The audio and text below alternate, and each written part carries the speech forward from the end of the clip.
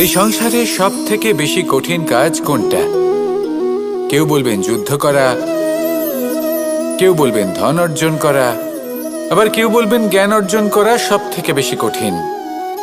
এবার প্রত্যেক ব্যক্তির নিজস্ব অভিজ্ঞতা আছে, আর সেই অনুসারে তার নিজস্ব একটা উত্তর আছে। সাধারণভাবে দেখতে গেলে এই সংসারে সব থেকে কঠিন হলো তপস্যা করা, অর্থাৎ সব কিছু ত্যাগ করে তপস্যায় নিজেকে বিলীন করে দেওয়া। এবার এর থেকে বেশি কঠিন এই সংসারে আর কি বা হতে পারে? এই সংসারে, এই সমাজে, নিজের পরিবারের মধ্যে থেকেও ধৈর্য ধরে সামনে অগ্রসর হওয়া, এটা হলো সব থেকে কঠিন কাজ। কারণ যখন আপনি তপস্যা করেন তখন সেখানে আপনার ধৈর্য ভাঙার মতো কেউ থাকেন না, না কোনো বন্ধু, না কোনো আত্মীয়, না কোনো শত্রু, কেউ না। কিন্তু যখন আপনি এই সমাজে, এই পরিবারে থাকেন, কোনো না কোনো ব্যক্তি এসে আপনার ধৈর্যের বাঁধ ভেঙে দেওয়ার ক্ষমতা রাখেন। তারা আপনার ধৈর্যের বাঁধ ভেঙে দেয়, আর কখনো কখনো তারা অনিচ্ছাকৃতভাবেই সেটা করে থাকেন। কারণ তাদের মানসিকতা আপনার থেকে আলাদা, তাদের কর্ম আপনার থেকে আলাদা, তাদের দৃষ্টিভঙ্গি আপনার থেকে আলাদা, জীবন যাপন আপনার থেকে আলাদা। সেক্ষেত্রে আপনি ধৈর্যচ্যুত হন, প্রসন্নতা আপনার থেকে ছিনিয়ে নেওয়া হয়। সেই জন্য এই সংসারে, এই পরিবারের থেকেও ধৈর্য ধরে সামনে অগ্রসর হওয়া কোনো পর্বতের শিখরে গিয়ে তপস্যা করার থেকেও অনেক বেশি কঠিন। আর যে ব্যক্তি এই সমাজেই, এই পরিবারে, সেই সকল মানুষের মধ্যে থেকে গিয়েও ধৈর্য ধরে অগ্রসর হতে থাকেন, যারা এই কাজটা শিখে নিতে পারেন, তারাই কিন্তু জীবনে আনন্দ লাভ করতে পারেন। এই ধৈর্যই শেষে আপনার জীবনে প্রসন্নতা বহন করে আনবে। তাই ধৈর্য ধরে জীবনের পথে অগ্রসর হন, আর আমার সাথে ভালোবেসে বলুন, রাধা রাধা। এই জীবনে তিনটি গুরুত্বপূর্ণ শব্দ আছে যা বোঝা আমাদের কাছে খুব গুরুত্বপূর্ণ, এবং এই তিনটি শব্দের নিজস্ব অর্থ আছে। প্রথম হলো সঙ্গবদ্ধতা, অর্থাৎ একসাথে মিলে কাজ করতে হবে, একসাথে মিলে পরিশ্রম করতে হবে, সামনে এগোতে হবে। এরকম করতে পারলে আপনার শক্তি বৃদ্ধি পাবে, আপনার ক্ষমতা বৃদ্ধি পাবে, আপনি এগোতে পারবেন এবং অনেক দূরে যেতে পারবেন। দ্বিতীয় হলো আত্মবিশ্বাস। হেরে যাওয়া বস্তুও আবার জিতে নিতে পারবেন। যদি আপনার নিজের আত্মবিশ্বাস থাকে তাহলে আপনি কখনো পরাজিত হবেন না। এবং তৃতীয় হলো অহংকার। জয়লাভ করার পরেও কিন্তু এটা আপনাকে পরাজিত করতে পারে। সেই জন্য জীবনে সঙ্গবদ্ধ হন, আত্মবিশ্বাস রাখুন, কিন্তু কখনোই অহংকার করবেন না। এই অহংকার আপনার থেকে সব কিছু কেড়ে নিতে পারে। এই অহংকারের জন্যই মথুরাপতি কংস নিজের পতনের দিকে অগ্রসর হয়েছিলেন। এই অহংকারকে ত্যাগ করুন, আর আমার সাথে ভালোবেসে বলুন, রাধা রাধা। আমরা যখনই কোনো গাছের চারা রোপণ করি তখন সবার আগে পরীক্ষা করে দেখি যে যেখানে আমরা চারা রোপণ করতে চলেছি সেখানকার মাটি আদৌ উর্বর কিনা, সেই মাটি সেই চারাকে বাড়তে সাহায্য করবে কিনা। যখন একটা চারা রোপণের আগে আমরা এত কিছু ভাবতে পারি, তাহলে কাউকে বিশ্বাস করার আগে আমরা কেন ভাবি না? জীবনে কখনো এই বিশ্বাসরূপী চারা কোথাও রোপণ করার আগে বোঝার চেষ্টা করুন যে যার ওপর আপনি বিশ্বাস করতে চলেছেন সে কি আদৌ আপনার বিশ্বাসের যোগ্য কি না। ভেবে দেখুন সেই ব্যক্তি ভবিষ্যতে গিয়ে আপনার বিশ্বাস ভাঙতে পারে কি না। এটাও ভেবে দেখুন যে যাকে আপনি বিশ্বাস করতে চলেছেন তাকে আপনি বিশ্বাস করলে নিজের জীবনের উদ্দেশ্যে আপনি অগ্রসর হতে পারবেন কি না। আর তার জন্য প্রয়োজন সঠিক সিদ্ধান্ত, পরখ করা, কোনটা উচিত কোনটা অনুচিত সেটা বোঝা। আর তাতে কিন্তু আপনি সন্দেহবাতিক হবেন না, তাতে আপনি আরো নিপুণ হয়ে উঠবেন। তাই যদি আপনি নিপুণ হয়ে উঠতে চান তাহলে বোঝার চেষ্টা করুন, পরখ করে দেখুন, কোনটা উচিত কোনটা অনুচিত বুঝুন। আর বিশ্বাস তখনই করুন যখন আপনি 100% নিশ্চিত হবেন যে সে বিশ্বাসের যোগ্য। আসুন আমার সাথে ভালোবেসে বলুন, রাধা রাধা। রাধা কখনো কখনো আমার জন্য বড়ই সুগন্ধি আতর নিয়ে আসে, পারিজাত ফুলের মালা নিয়ে আসে আমার প্রসাধন করবে বলে, এবং আমার সব থেকে বেশি প্রিয় মাখন নিজে হাতে বানিয়ে আনে আমাকে নিজে হাতে খাইয়ে দেবে বলে, সবকিছু আমাকে প্রসন্ন করবে বলে। কিন্তু আপনি কখনো ভেবেছেন যে এই আতর কিভাবে বানানো হয়? সহস্র ফুলের পাপড়ি একসাথে পিষে নিতে হয়, তারপরে তার থেকে যে রস নিঃসৃত হয় সেই রস দ্বারাই আতর তৈরি হয়। অনেক সংখ্যক ফুলকে অসীম যন্ত্রণা ভোগ করতে হয়, তবে তারা আমার প্রসাধন সামগ্রী হয়ে উঠতে পারে। দুধ থেকে মাখন তৈরি করার জন্য কতটা পরিমাণ মন্থন সহ্য করতে হয় সেটা আপনি জানেন। ঠিক সেই রকমই হলো আমাদের জীবনও। বিপদও আসে, কঠিন পরিস্থিতিও আসে, এর সম্মুখীন হতে শিখুন। মনে রাখবেন, আপনি হলেন সেই দুধ যাকে মন্থন সহ্য করতে হবে মাখন হয়ে ওঠার জন্য।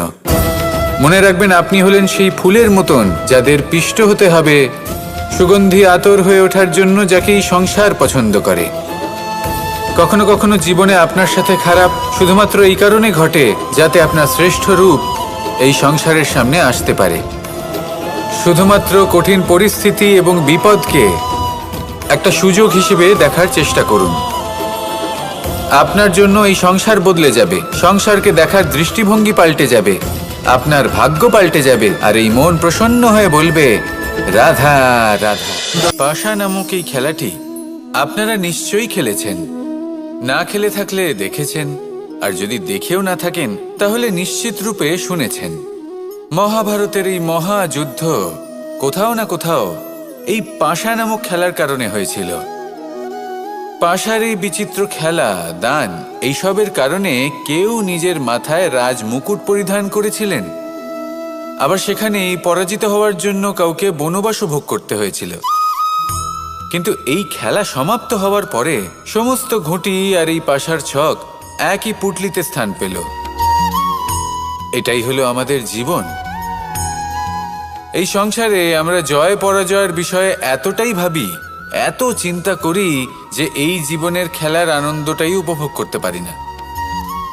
আর অবশেষে কি হয়? কেউ জয়ী হন, কেউ পরাজিত হন, কিন্তু দুজনেই একই স্থানে পৌঁছে যান। প্রত্যেক ব্যক্তি মৃত্যুর পরে একটি নির্দিষ্ট স্থানেই পৌঁছতে বাধ্য, কিন্তু ততক্ষণ এই জীবন, এই খেলা, তার আনন্দ উপভোগ করুন। এই সংসারে সেই ব্যক্তি শ্রেষ্ঠ স্থানে পৌঁছতে পেরেছেন যিনি এই সংসারকে প্রকাশ প্রদান করেছেন, যিনি কখনো জয় পরাজয় এ বিষয়ে ভাবেননি, শুধু এই জীবনের খেলার আনন্দ উপভোগ করেছেন। এটাই আপনিও করুন, আর আমার সাথে ভালোবেসে বলুন, রাধা রাধা। প্রত্যেক মানুষ নিজের জীবনে দুঃখ অনুভব করেন। প্রত্যেকের দুঃখ আলাদা হতে পারে। কারোর মনে এই দুঃখ থাকে যে সে তার বাবা মায়ের সব ইচ্ছে পূরণ করতে পারেননি। কেউ এটা ভেবে দুঃখ পান যে সে চিরকাল সদাচার করেছেন, সৎকর্ম করেছেন, কিন্তু তাও তাকে দুরাচারী বলে মনে করা হয়।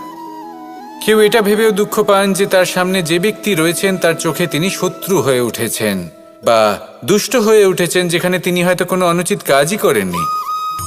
এবার এই সমস্ত বিষয় নিয়ে ভেবে নিজের ব্যক্তিত্ব নিয়ে সন্দেহ প্রকাশ করবেন না। যদি নিজের ব্যক্তিত্ব নিয়ে কোনো সন্দেহ থেকে থাকে তাহলে কর্ম সংক্রান্ত প্রশ্ন করুন যে আপনি যা করেছেন তাতে কি উচিত ছিল, কি অনুচিত ছিল। যেটা প্রয়োজন সেটা এটা বোঝার যে আপনার অন্তর্মন, আপনার বিবেক আপনাকে কি বলছে, আর আপনার অন্তর্মন আর আপনার বিবেক আপনাকে যেটা করতে বলবে শুধু সেটাই করুন। আর তারপরে এই সংসার কি বলবে, কি ভাববে সেসব নিয়ে ভাবতে যাবেন না, কারণ এই সংসার তো ঈশ্বরকেও প্রশ্ন করে থাকে, ঈশ্বরকেও দোষী মনে করে। কখনো কখনো যখন কোনো ঘটনা মানুষের ইচ্ছা অনুযায়ী ঘটে না, তখন মানুষ এটা বলে যে হে ঈশ্বর, আপনি আমার পাশে থাকলেন না, আপনি বড়ই কঠোর, এটা আপনার দোষ। যেখানে বেশিরভাগ সময় হয়তো সে নিজেই নিজের কর্মফল ভোগ করছে, আর কখনো কখনো ঈশ্বর হয়তো তার জন্য আরো ভালো কোনো পরিকল্পনা করে রেখেছেন, কিন্তু মানুষ সেটা বুঝতে পারে না। তাই দিনের শেষে যেটা প্রয়োজন সেটা হলো নিজের মনের কথা বুঝতে হবে। আপনার বিবেক কি বলছে শুধু সেটাই করুন আর সামনে এগোতে থাকুন। আমার সাথে ভালোবেসে বলুন, রাধা রাধা। পরিবর্তন, এটা হলো সৃষ্টির অমূল্য নিয়ম। এই সংসারে সবকিছু সময়ান্তরে পরিবর্তিত হয়, এই সময়ও পরিবর্তিত হয়।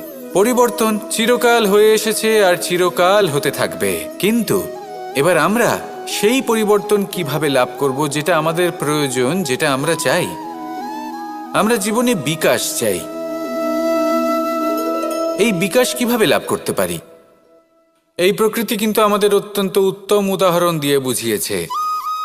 একটি বিন্দুর উদাহরণ দিয়েছে যা ভবিষ্যতে একটা বিশাল নদীর আকার ধারণ করে। এটা কিভাবে হয়?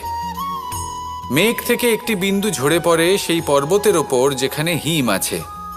সেই হিমের সংস্পর্শে আসা মাত্র সেই বিন্দুর সাথে আরও বেশ কিছু বিন্দু যুক্ত হয়। তারপর তারা অগ্রসর হয়, আরও কিছু বিন্দু যুক্ত হয়, আস্তে আস্তে একটা ক্ষীণ ধারার রূপ ধারণ করে এবং সেটাই ভবিষ্যতে আরও এগোতে থাকে। অনেকটা যাওয়ার পর যখন অনেক সংখ্যক বিন্দু একসাথে যুক্ত হয় তখন সেটা বিশাল নদীর আকার ধারণ করে।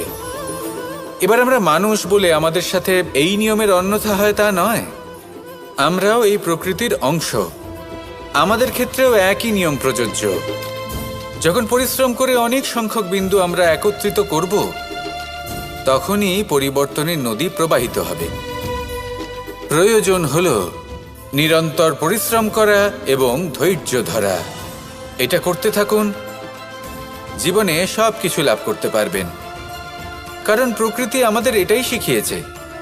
আর আমরা এই ব্রহ্মরই একটি অংশ, যার দ্বারা এই ব্রহ্মাণ্ড নির্মিত।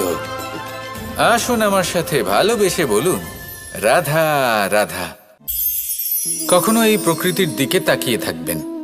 এই প্রকৃতি অনেক ধরনের শিক্ষা দেয়। কোনো একটা গাছকে দেখুন কিভাবে সে মাটি থেকে জল শুষে নেয়। সে ঝড় হোক বা হোক কড়া রোদ সব সহ্য করে এবং অবশেষে সে ফল ধারণ করে। আর সেই ফল উৎপন্ন করার পরে সে ফল কিন্তু সে নিজে গ্রহণ করে না, এই সংসারকে প্রদান করে, যাতে পশু পাখি মানুষ তারা এই ফল গ্রহণ করে শক্তিশালী হয়ে উঠতে পারে, সুস্থ থাকতে পারে।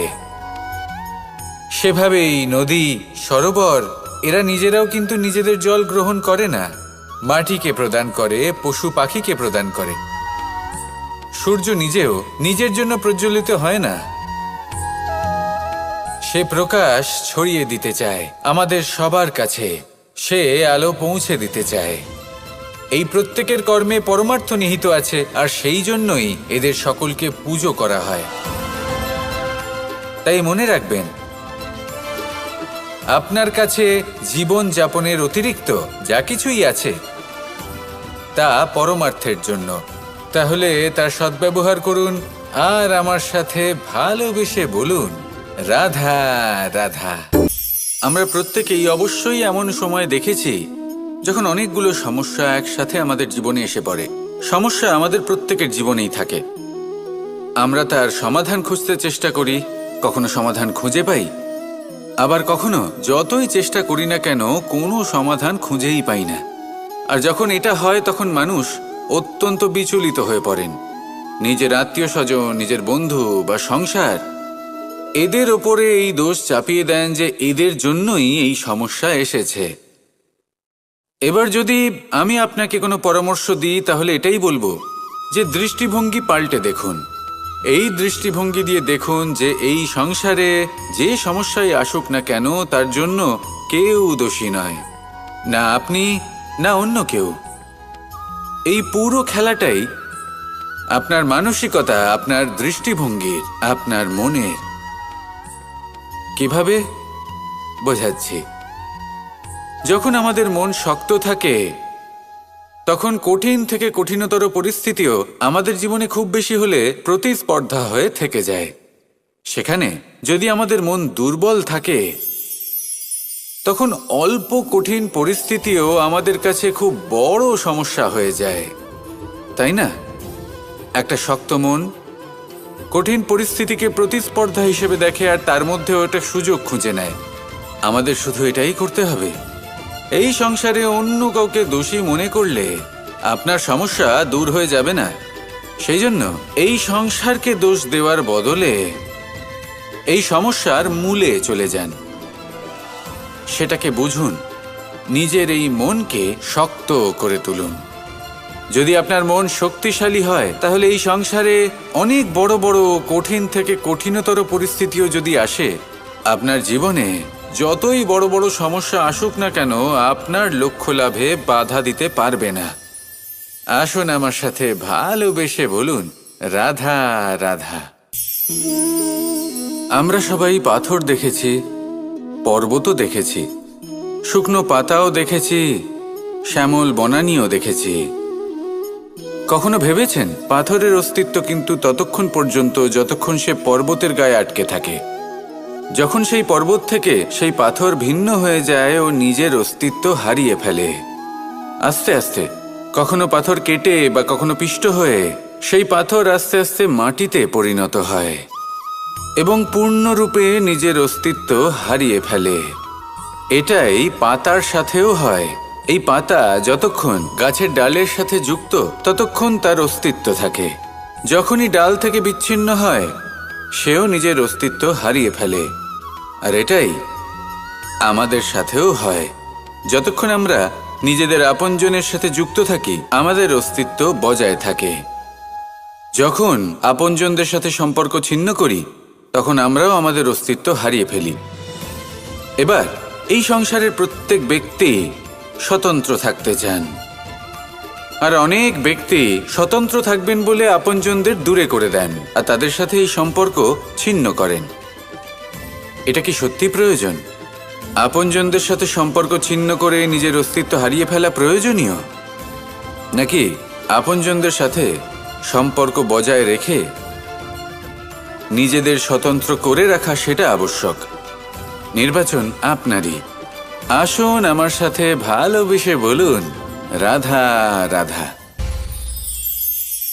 আপনি কি কখনো নৌকা যাত্রা করেছেন? করে না থাকলেও নিশ্চয়ই দেখেছেন যে এই জল যা নিজের অন্তরে সব কিছু সমাহিত করে নিতে পারে, এই নৌকা সেই জলের ওপরেই ভেসে থাকে। নদীর স্রোত কাটিয়ে সে সামনে অগ্রসর হয়। কিন্তু যদি এই নৌকায় কোনো ছিদ্র হয়, তাহলে কিন্তু সেই নৌকা ডুবে যাবে। আর এতে কোনো তফাৎ হবে না যে সেই ছিদ্র ছোট নাকি বড়, নৌকা ডুবে যাবে। এই ছিদ্র হলো আমাদের জীবনে আমাদের অপগুণ, আমাদের দোষ, আমাদের বিকার। কখনো এটা ভাববেন না যে এই দোষ খুবই ছোট, এতে কিছুই যাবে আসবে না। না, সেই ছোট দোষ, সেই ছোট বিকার যদি সেটাকে শুধরে না নেন, তাহলে সেটা আপনাকে আপনার পতনের দিকে নিয়ে যাবে। শেষ পর্যন্ত এটা আপনার ওপর নির্ভরশীল যে আপনি কি চান। আপনার জীবনের এই নৌকা এভাবেই ডুবে যেতে দেখবেন, নাকি নিজেকে শুধরে নিয়ে সেই নৌকার সেই ছিদ্রটাকে ভরিয়ে তুলতে চাইবেন? নির্বাচন আপনার। আসুন আমার সাথে ভালোবেসে বলুন, রাধা রাধা। জল, জলই পৃথিবীতে বেঁচে থাকার জন্য আবশ্যক তো বটেই, কিন্তু এই জল আমাদের একটা অত্যন্ত গুরুত্বপূর্ণ শিক্ষা প্রদান করে। কখনো এই জলকে দেখেছেন? যে পরিস্থিতিতেই এই জল প্রবাহিত হোক না কেন, এর উপর যা কিছুই প্রভাব থাকুক না কেন, এর পথে যতই বাধা আসুক না কেন, তার মধ্যে থেকে ও নিজের পথ ঠিক বের করে নেয়, কিন্তু নিজের প্রবাহ থামতে দেয় না, ক্রমাগত অগ্রসর হতে থাকে। সেরকমই একটা শিক্ষা যেটা আমরা জল থেকে পেয়ে থাকি, তা হলো এটা: আমরা যখন জলের দিকে তাকাই, তখন আমরা নিজের প্রতিবিম্ব দেখি, স্পষ্টভাবে দেখতে পাই। কিন্তু তখনই দেখতে পাই যখন এই জল শান্ত থাকে, স্থির থাকে। যদি এই জল অশান্ত হয়ে থাকে, স্থির না হয়, তাহলে আমরা এতে নিজের প্রতিবিম্ব দেখতে পাই না। এটাই আমাদের মনের সাথেও হয়ে থাকে। যখনই জীবনে কোনো সংকট আসে, যদি আমরা শান্ত মনে, স্থির মনে সিদ্ধান্ত নিই, তাহলে সেটা এমন একটা শীতল সিদ্ধান্ত হবে যেটা আমাদের ভবিষ্যৎকে একটা শ্রেষ্ঠ স্থানে নিয়ে যাবে। যদি এই মন অশান্ত হয়, বিচলিত হয়, পীড়িত হয়, দুঃখিত হয়ে থাকে, রুষ্ট হয়ে থাকে, তাহলে অনেক সময় আমরা এমন সিদ্ধান্ত নিই যেটা আমাদের জন্য অনুচিত প্রমাণিত হয়। যখন আপনি ক্রুদ্ধ ছিলেন বা দুঃখের বশে ছিলেন, তখন অনেক সময় হয়তো এমন সিদ্ধান্ত নিয়েছেন যেটার জন্য ভবিষ্যতে আপনি অনুশোচনা করেছেন। এবার দেখুন, এই আবেগগুলো থেকে আমরা পালাতে পারবো না, কিন্তু এই আবেগগুলো আপনার উপর কতটা প্রভাব ফেলবে সেটা আমরা অবশ্যই ঠিক করতে পারি। এই মনকে আমরা নিয়ন্ত্রণ করতে পারি।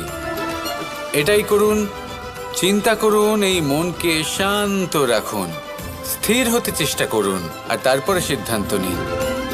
আসুন আমার সাথে ভালোবেসে বলুন, রাধা রাধা।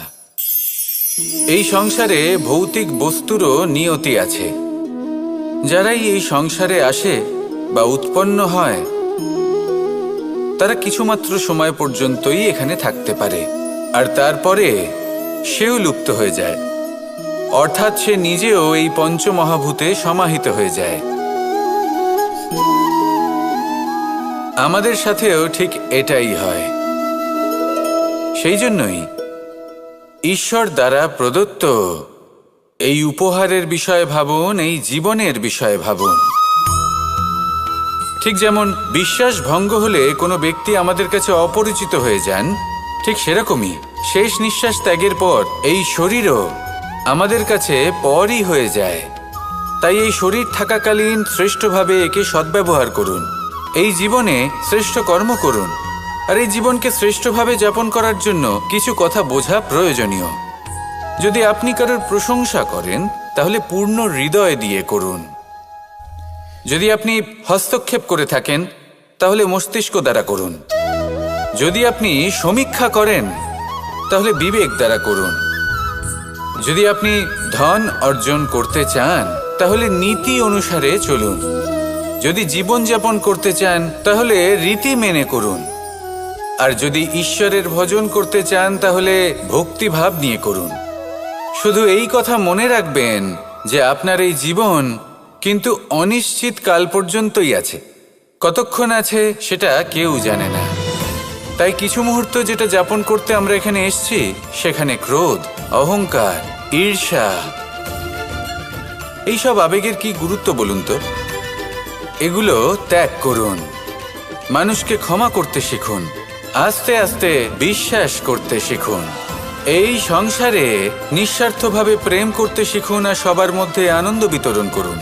তাই এই সব গুণ যদি আপনি আত্মসাৎ করতে পারেন, তাহলে আপনার জীবনে শুধু আনন্দ এবং আনন্দই বিরাজমান হবে। আসুন আমার সাথে ভালোবেসে বলুন, রাধা রাধা, রাধা রাধা, রাধা রাধা।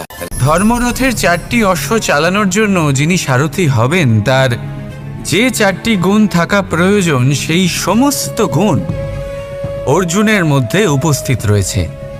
কর্মের শক্তি রয়েছে, ধর্মের প্রতি আসক্তি রয়েছে, জ্ঞানের অভিব্যক্তি রয়েছে এবং সমর্পণের ভক্তি রয়েছে। নিশ্চিত রূপে ধর্মরথে সারথি হবার জন্য অর্জুনই সব থেকে যোগ্য। আর ও শুধুমাত্র দ্রৌপদীর স্বামীই হবে না, ইতিহাসে কুরুবংশের রাজকুমার বা ইন্দ্রপুত্রের নামেই শুধু পরিচিত হবে না, বরং অর্জুনই স্বয়ং ইতিহাস রচনা করবে। অর্জুনই হবে কৃষ্ণ সারথি। যত্র যোগেশ্বর কৃষ্ণ তত্র পার্থ ধনুর্ধর। তাহলে আসুন আর আমার সাথে ভালোবেসে বলুন, রাধা রাধা।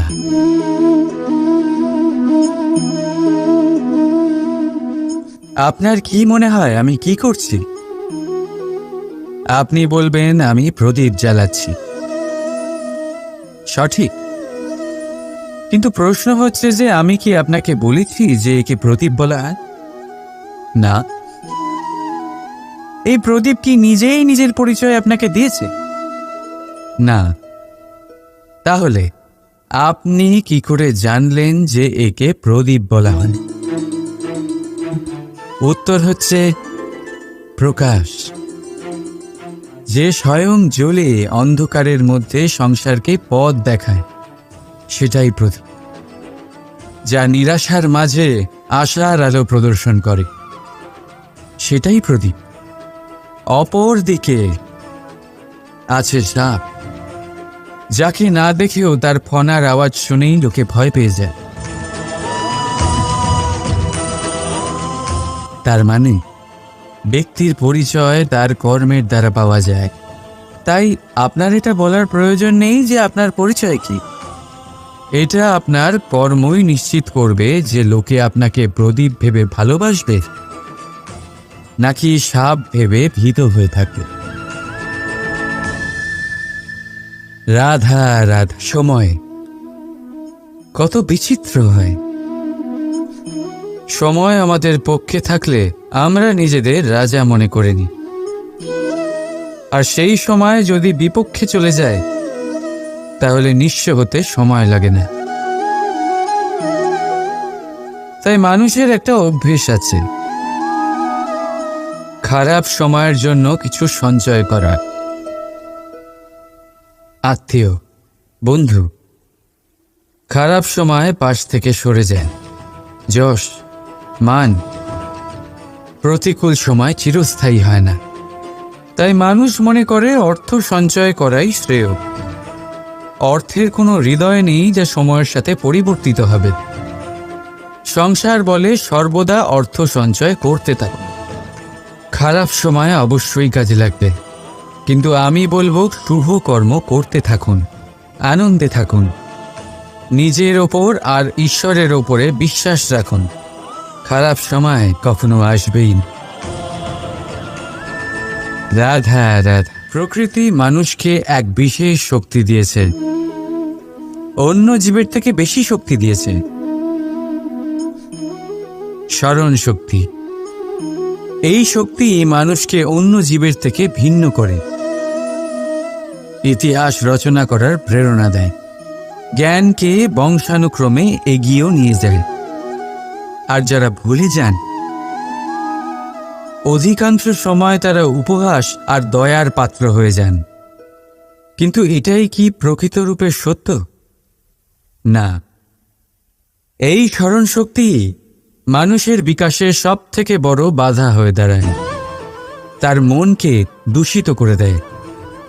খারাপ অভিজ্ঞতা, কারোর করা বিশ্বাসঘাতকতা, কারোর কটাক্ষ বেশিরভাগ মানুষই ভুলতে পারেন না, আর তারপর প্রতিশোধ নিতে উদ্যত হন। প্রথমে সময় নষ্ট করেন প্রতিশোধের প্রস্তুতিতে, আর তারপর সময় নষ্ট করেন প্রতিশোধ নেওয়ার সুযোগ খুঁজতে। যদি সন্তুষ্টি পেতে চান, যদি জীবনে আনন্দ পেতে চান, তাহলে স্মরণ শক্তির সদ্ব্যবহার করুন। নিজের স্মরণ শক্তিকে চালনা করুন শুধুমাত্র ভালো কথা আর ভালো স্মৃতির দিকে। জীবনে আনন্দ পাবে। রাধা রাধা। মানুষ নিজের পরিবারের জন্য কত কিছুই না করে, দিন রাত পরিশ্রম করতে থাকে যাতে তার পরিবারের প্রয়োজন পূরণের জন্য অর্থ রোজগার করতে পারে। কিন্তু শুধু অর্থ রোজগার করাটাই কি যথেষ্ট? আপনি বলবেন, হ্যাঁ নিশ্চয়ই, অর্থ দিয়ে সব কিছু পাওয়া যায়, বিদ্যা পাওয়া যায়, বাড়ি পাওয়া যায়, ওষুধ পাওয়া যায়, আর কত কিছুই না পাওয়া যায়। এইসব একটা পর্যায় পর্যন্ত সঠিক, কিন্তু একটু মন দিয়ে ভেবে দেখুন, যখন কোনো শিশু অসুস্থ হয়ে পড়ে তখন সে ওই তিক্ত ওষুধ কেন খেয়ে নেয়? এই জন্য কারণ ওর পিতা সেই ওষুধ অর্থ দিয়ে কিনেছে?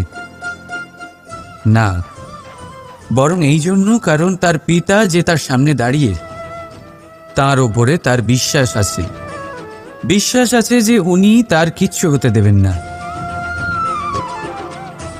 এই বিশ্বাস, এই সংস্কার, এই শিক্ষা কখনো অর্থ দিয়ে পাওয়া যায় না।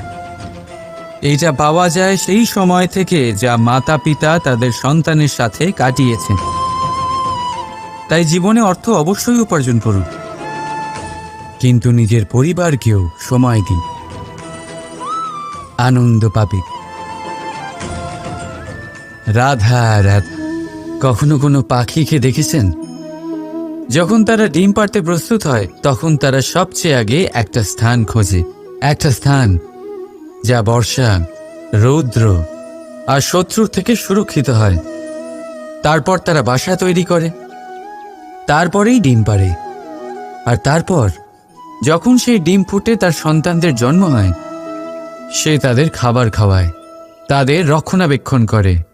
কিন্তু যখন তাদের ডানা গজায় তখন না সে তাদের খাবার দেয় আর না তাদের বাসা বানাতে শেখায়। শুধুমাত্র তাদের উড়তে শেখায় সে। তারপর সেই বাচ্চারা আকাশে উড়তে শিখে নিজেরাই নিজেদের খাবার জোগাড় করতে শিখে যায়, নিজেরাই নিজেদের বাসা বানাতে শিখে যায়। আর আমরা মানুষেরা কি করি? আমাদের সন্তান বড় হয়ে যাওয়া সত্ত্বেও তাদের নিয়ে সর্বদা দুশ্চিন্তা করি। তার জন্য আমরা গৃহ নির্মাণের চেষ্টা করি। নিজের সন্তানকে আরও শক্তিশালী করে গড়ে তোলার বদলে তাকে আমরা দুর্বল করে দিই। জীবনে সেটাই করুন যা একটা পাখি করে। নিজের সন্তানকে আকাশে ওড়ার শিক্ষা দিন, সংস্কার দিন, আর একটা নির্দিষ্ট সময়ের পরে তাকে নিজের আকাশ নির্ধারণ করতে মুক্ত করে দিন। রাধা রাধা। সাগরে সেতু বাঁধার গল্প তো আপনারা নিশ্চয়ই শুনে থাকবেন। রামচন্দ্রের সেনাকে 100 যোজন সমুদ্র অতিক্রম করে লঙ্কায় আক্রমণ করতে হতো। সেতুকার নল আর নীল সেতু বাঁধার উপায় বের করল, কিন্তু প্রশ্ন ছিল সেতু বাঁধা কি করে হবে? সমুদ্র অত্যন্ত গভীর। কত পাথর দেওয়া হলে এই বিশাল সমুদ্র অতিক্রম করা সম্ভব হবে? তখন এক উপায় নির্ধারিত হলো। পাথরের ওপর লেখা হলো রামের নাম। আর যখন সেই পাথরগুলোকে সাগরে ফেলা হলো, সেগুলো ভাসতে লাগলো। এবারে কেউ বলবেন এটা রামচন্দ্রের নামের মহিমা, কেউ বলবেন এটা নারায়ণের কোনো জাদু।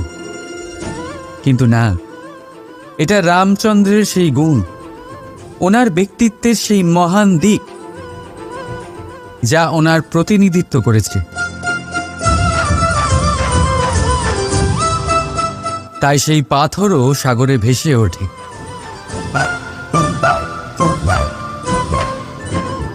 ঠিক সেইভাবেই যেখানে আমরা থাকি না, সেখানে আমাদের গুণ আমাদের প্রতিনিধিত্ব করে। আমাদের নামের শক্তি আমরা নিজেরাই তৈরি করি, আমাদের কর্ম দিই, আমাদের গুণ দিই। এবার সিদ্ধান্ত আপনার, যে আপনার নামের সাহায্যে কেউ বিপদ থেকে উদ্ধার হবে, নাকি আপনার দুষ্কর্মের ফলে কেউ ডুবে যাবে। ভালো করে ভেবে দেখুন। রাধা রাধা। আমাদের জীবনে গুরুজনেরা, জ্ঞানী মানুষজন সবসময় একটা কথা বলেন, ধৈর্য ধরো। শুধুমাত্র দুটো শব্দ, কিন্তু কতটা বিশাল সেটা বোঝার চেষ্টা করুন। ছোট একটা অস্ত্র হাতে নিন এবং একটা বিশাল পর্বতে নিরন্তর প্রহার করতে থাকুন। ধৈর্য ধরে সেই কাজ করতে থাকুন। এমন একদিন আসবে, এই বিশাল পর্বতে আপনি একটা পথ তৈরি করবেন। কোনো ধনুর্ধর যখন নিজের বিদ্যা অর্জন করেন, তখন তাকেও ধৈর্য ধরতে হয়, তার নিজেকে সময় দিতে হয়, তবেই সে ধনুর্বিদ্যা শিখতে পারে। সেইভাবে আমাদের জীবনেও ধৈর্য ধরার খুব প্রয়োজন। পরিবারে ধৈর্য রাখতে পারলে তাহলে আস্তে আস্তে দেখবেন প্রেম বৃদ্ধি পাচ্ছে। সমাজে যদি ধৈর্য রাখতে পারেন, তাহলে আস্তে আস্তে এই সমাজ আপনাকে সম্মান করবে। যদি নিজের জীবনে ধৈর্য রাখতে পারেন তাহলে নিজে থেকেই আত্মবিশ্বাস বাড়বে, নিজের বিকাশ হবে। জীবনে সবই সম্ভব যদি ধৈর্য রাখতে পারেন। হয়তো আস্তে আস্তে হবে, কিন্তু হবে অবশ্যই। শুধু ধৈর্য রাখুন, কারণ ধৈর্যই সব থেকে বড় পুঁজি। আসুন আর আমার সাথে ভালোবেসে বলুন, রাধা রাধা। আমাদের জীবনে যখনই আমরা কোনো বড় দায়িত্বের সম্মুখীন হই, তখন আমরা তার থেকে দূরে পালাই আর এই অজুহাত দিই যে না না, এত বেশি ভার বহন করার যোগ্যতা আমার নেই, আমি করতেই পারবো না। দেখুন, এই সংসারে ভিন্ন ভিন্ন ধরনের গাছ আছে, ছোট গাছ, বড় গাছ, কিন্তু বটগাছের মতো বড় এবং নিবিড় গাছ আর একটাও নেই। সে নিঃস্বার্থভাবে এই সংসারকে সেবা করে যায়, ছায়া প্রদান করে, শীতলতা প্রদান করে। আর যখন এমন সময় আসে যখন তার উপর বোঝা অত্যন্ত বেড়ে যায়, সে কিন্তু কোনোভাবেই ভেঙে পড়ে না। তখন সে নিজের নিঃস্বার্থ কর্মের ফল লাভ করে, সেই নিঃস্বার্থ কর্ম যা সে করেছে। তার দেহ থেকে ছোট ছোট ঝুড়ি বার হয় এবং তা কাণ্ডের আকার ধারণ করে।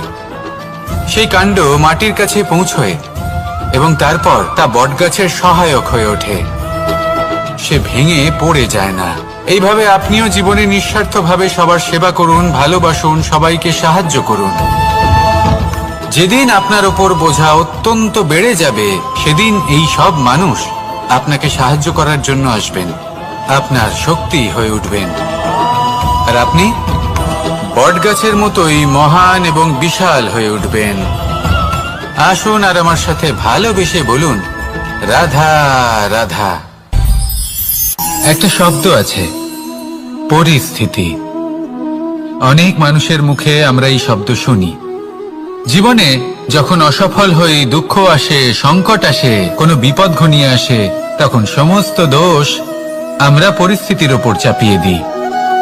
আর দেখতে গেলে কোথাও না কোথাও ঠিকই করি। এই পরিস্থিতি প্রত্যেক দিনের মতো পাল্টাতে থাকে, কিন্তু এই দিন, এই রাত, এমন কেউ আছেন যিনি এর ওপরেও নিয়ন্ত্রণ সাধন করেন, আর তিনি হলেন সূর্য। ঠিক সেই রকমই আমাদের জীবনেও সূর্য হলো এই মন। যদি এই মনের উপর আমরা নিয়ন্ত্রণ করতে পারি, তাহলে আমরা জীবনকেও নিয়ন্ত্রণ করতে পারবো। প্রথমে এই মনের রাজা হয়ে উঠতে হবে। তাই মনে রাখবেন, যদি মন দুর্বল হয়, তাহলে পরিস্থিতি আমাদের সমস্যা বলে মনে হবে। এই মন যদি স্থির হয়, পরিস্থিতি প্রতিস্পর্ধা বলে মনে হবে। আর এই মন যদি শক্তিশালী হয়ে ওঠে, তাহলে যে কোনো পরিস্থিতি আপনার কাছে একটা সুযোগ মাত্র, এমন এক সুযোগ যাতে অগ্রসর হয়ে আপনি মহান হয়ে উঠতে পারেন।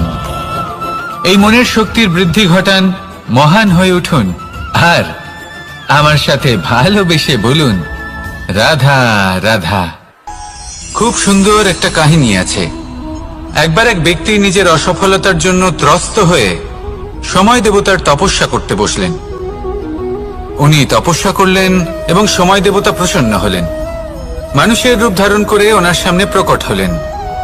এবার সেই ব্যক্তি ওনাকে জিজ্ঞেস করলেন যে কি এমন আছে যার জন্য আপনি বারবার জয়ী হন আর আমি চিরকাল পরাজিত হয়ে থাকি?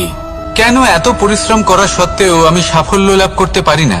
তখন সময় দেবতা উত্তর দিলেন যে দিন হোক বা রাত, ঝড় হোক বা ভূমিকম্প, রোদ হোক বা বৃষ্টি হোক, সময়ের সূত্রপাত হোক বা প্রলয়, আমি থামি না, আমি চলতেই থাকি। আর সেই জন্য যিনি থেমে যান তিনি পরাজিত হন আর আমি জয়ী হই। এটাই আমাদের শিখতে হবে। জীবনে সবসময় চলতে থাকুন, কখনো থামবেন না।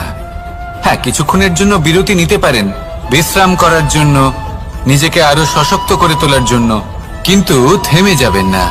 নিরন্তর কর্ম করতে থাকুন, পরিশ্রম করতে থাকুন, তবেই এই সংসার আপনাকে মনে রাখবে।